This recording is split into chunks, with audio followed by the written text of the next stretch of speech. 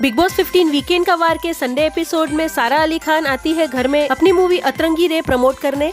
सारा घर में सेल्फी स्टिक के साथ एंटर करती है जहां वे सभी घर वालों का इंट्रोडक्शन देती है। फिर राखी सावंत और तेजस्वी को एक साथ बुलाती है लावणी डांस का कंपटीशन कराने, जहां दोनों ही अपना ट्रेडिशनल डांस अच्छे से परफॉर्म करती है। इस कंपटीशन में पूरे चांसेस है कि घर वाले राखी सावंत को ही विजेता बनाएंगे। फिर सारा एक साथ तीन कंटेस्टेंट्स को बुलाती है जहां 2 कंटेस्टेंट्स बैठेंगे कुर्सी पे और तीसरा खड़ा होगा उनके पीछे, जिसे बारी बारी इन दोनों में से चुनाव करना होगा सारा के पूछे गए सवालों के आधार पे, और उसके चेहरे पे फोम लगाना होगा।